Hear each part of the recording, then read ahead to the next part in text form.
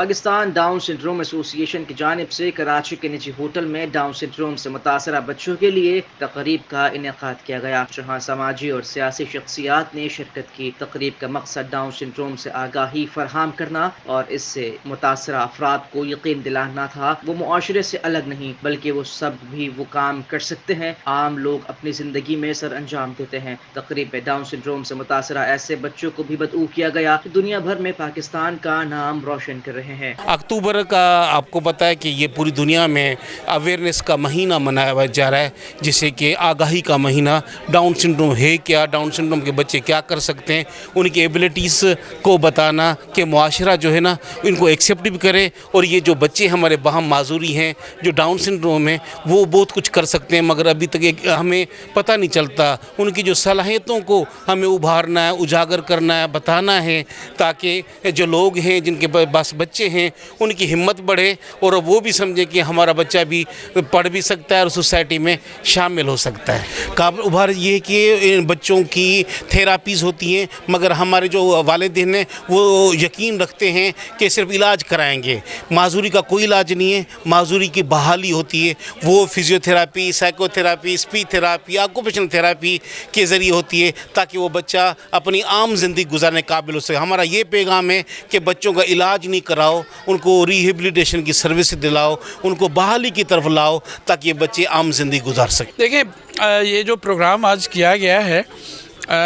یہ ایک حقیقت ہے کہ ہمارے معاشرے میں ان کو آپ اسپیشل کہیں، جیسے آج ایک خاتون نے کہا کہ نیورو ڈائیورسٹی ہے، یا اس کو ہم پرسن ود ڈفرینٹ ایبلٹیز کہیں، یہ ایک حقیقت ہے کہ ہمارے معاشرے میں ایک سوشل ان کو بدقسمتی سے اسٹگما سمجھا جاتا ہے کہ اگر کبھی بھی کوئی مہمان بھی گھر میں آتا ہے تو ہم ان سے اپنے ایسے بچوں سے ملواتے نہیں ہیں، پھر ان کی ایکسیپٹیبلٹی سوسائٹی میں نہیں ہوتی، پھر ان کے لیے ایکسیسیبلٹی چاہے پارک ہو گیا اور جگہیں ہو گئی ان کے لیے نہیں ہوتی۔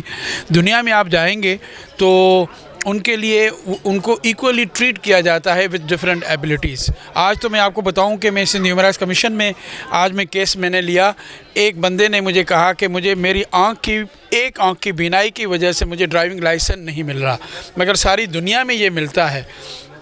تو ہمیں ہمارے موٹر وہیکل لاز ہیں یا جو ایسے لاز ہیں ان کو ہمیں چینج کرنا پڑے گا۔ اور ایسے ہی آج بچوں نے یہ شکایتیں کی کہ پرائیویٹ اسکولز میں ان کو داخلہ نہیں مل رہی، تو بے شک ایسے اسپیشل پرائیویٹ ایجوکیشنز انسٹیٹیوشنز بنائے جائیں جہاں ڈاؤن سنڈروم، لو، ماڈریٹ جو بھی بچے ہیں ایسے ان کی ایجوکیشن کا خیال کیا جائے، اور اس میں گورنمنٹ بھی کرے، پرائیویٹ سیکٹر بھی کرے، مگر وہ ہم سے خیرات نہیں مانگ رہے، یہ ان کا رائٹ ہے۔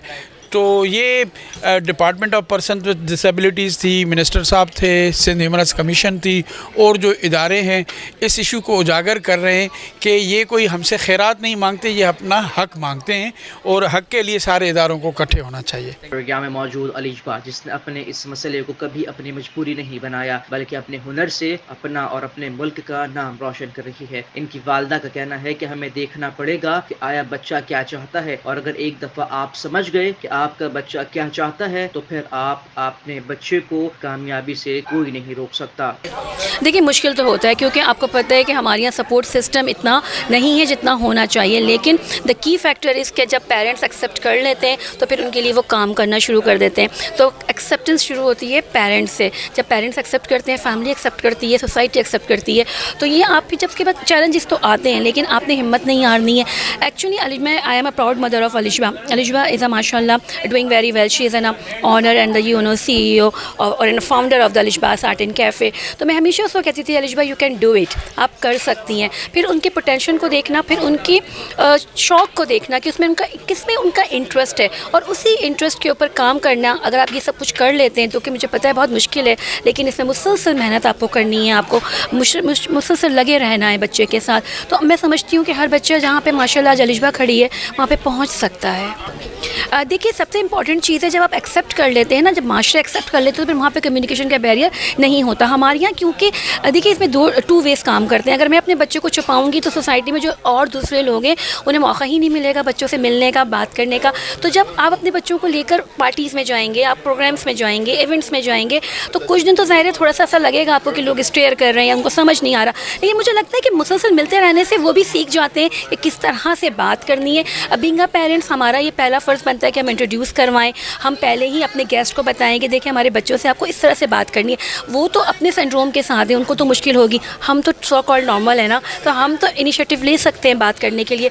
तो प्लीज़ स्टेयर करके उनको परेशान ना करें, ख़ुद भी परेशान ना हो, सिंपल जाएँ, जैसे आप नॉर्मली बच्चों के साथ ट्रीट करते हैं वैसे ही बात करें। और आपको तो पता है बच्चे प्यार की ज़बान समझते हैं, अगर आप उनसे प्यार से बात करते हैं तो वो सब कुछ समझ सकते हैं। देखिए ये एक गुलदस्ते की तरह दुनिया है, हर तरह के फूल इसमें हैं। तो हमारे बच्चे जो किसी भी तरह से कहीं पर भी यूनिक एबिलिटीज़ के साथ हैं, तो ये अल्लाह ताला की कुदरत है। ये 9% ऑफ द पॉपुलेशन है, हमेशा है, हमेशा रहेगा। अगर आपके घर में अल्लाह ताला ने ये नेमत दी है तो कदर करें इस नेमत की। आप स्पेशल हैं, आपको चूज़ किया गया है इन बच्चों के लिए।